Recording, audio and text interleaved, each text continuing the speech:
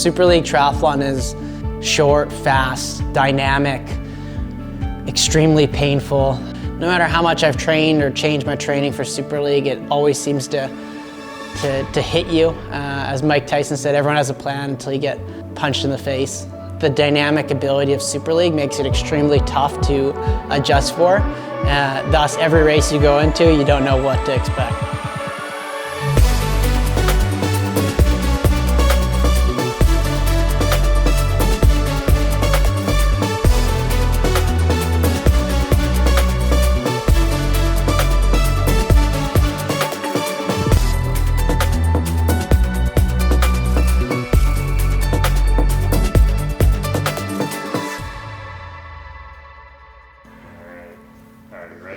Yeah. I grew up in Winnipeg, Manitoba, and for those people that don't know, it's one of the coldest places on earth. You know, in the winter you get up to minus 45 degrees Celsius. In the summer, plus 30 degrees Celsius. So some of the biggest climate swings in the world. You know, it's a wonderful city and one that I plan to return to eventually. It's known as Friendly Manitoba on the license plates, and that's how it is.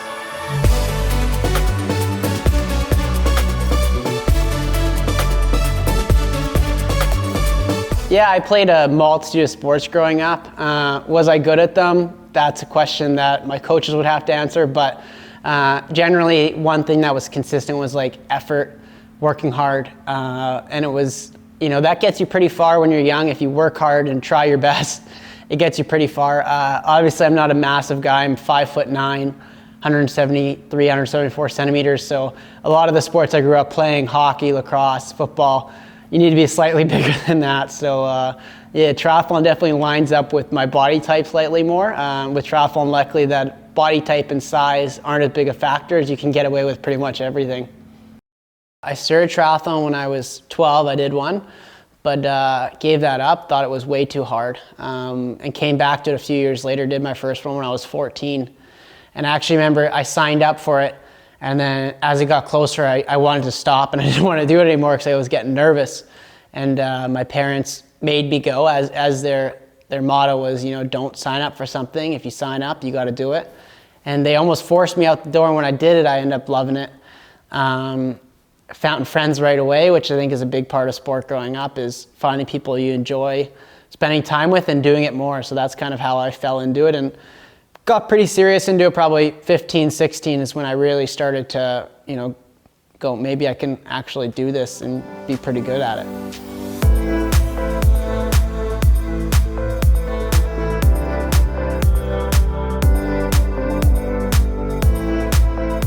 The early years in triathlon definitely weren't smooth. There was always ups, but there's always downs. For me, through the junior years, I had a lot of fun, but I also had a few, you know, different incidents, moving almost from junior to elite, and that's not an easy transition for most. And broken bones, you know, 12 or 15 broken ribs, a broken jaw, broken wrist, multiple things just not go your way.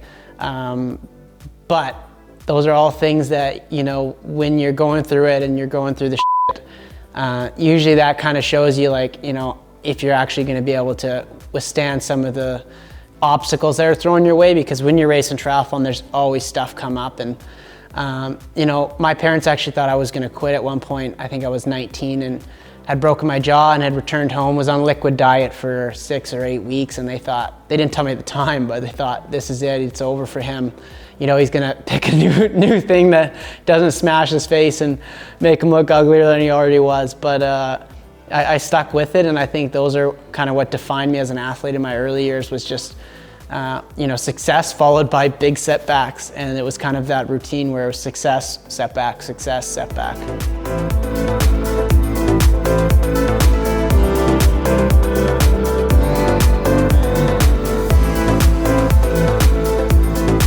I don't necessarily have a philosophy, you know, a quote or a thing, but you know, one of my biggest things is just getting out the door, taking it day by day and chipping away at it, because, motivation will come and go, happiness, sadness, these emotions will come up and go down.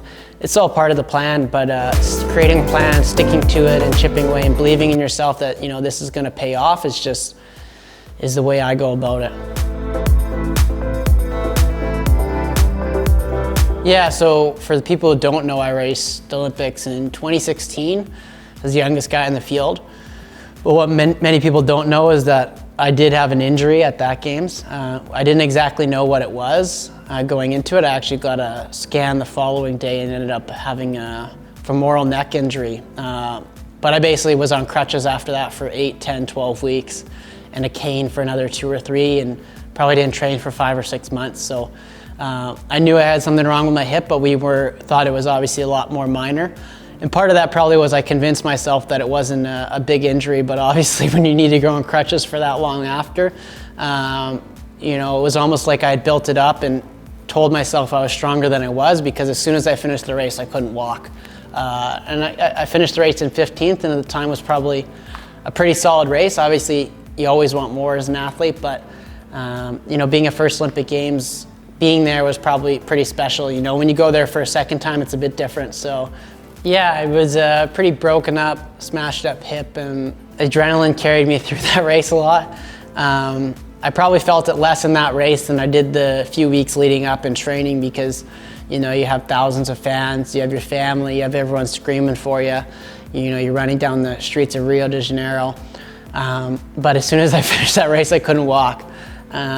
So I remember going out after the race and, showing up with crutches, and people thought I had fallen because I had been out partying or something, but I had to tell them no, I raced with it. And something that as an athlete, it's your worst nightmare to show up to an Olympic Games with something wrong with you.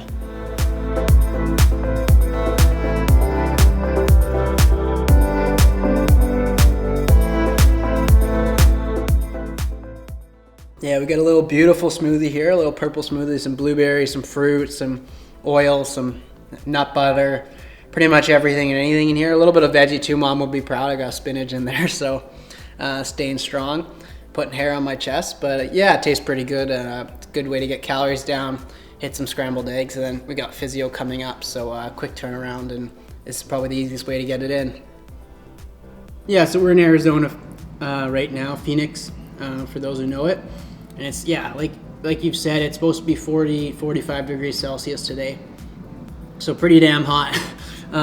But we've based in hot training places for the last maybe 5-6 months, and I basically lived in it. So it's as normal as you would say it can be now. And obviously all this is going towards, for me, Tokyo, which will be followed up by Super League after that. And looking at a heat block now and all the way up until the games is super important. It definitely makes everything a bit harder though. You get out the door and you're 2 minutes into your ride and you're drinking your water going, oh man, it's gonna be a long one today.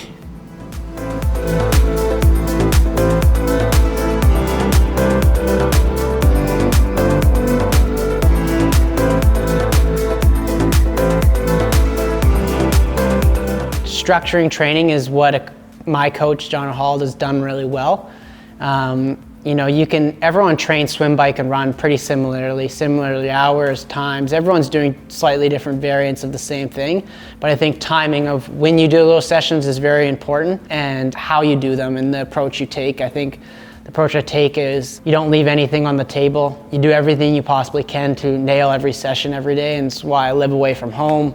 Everything's focused on being a better athlete, and I think that's a big approach for me, is just being all in all the time.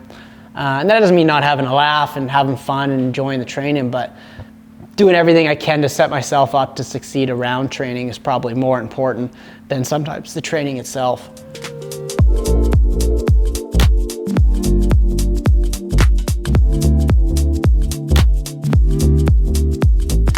Yeah, triathlon for me has given me a lot to my life. It's given me, first of all, a career, a job path that I never thought was possible.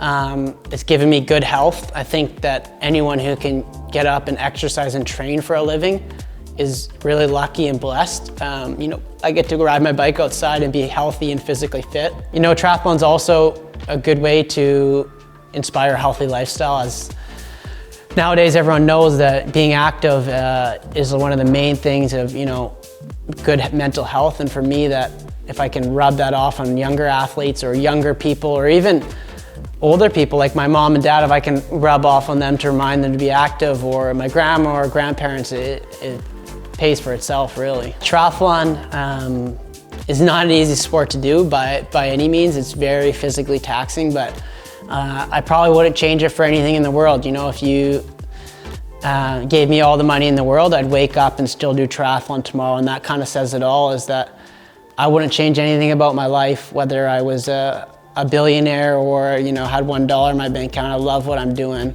I love getting up every day, having a purpose. I think that's super important for myself, and just in general is having a purpose in life is huge, and is the reason I get up in the morning.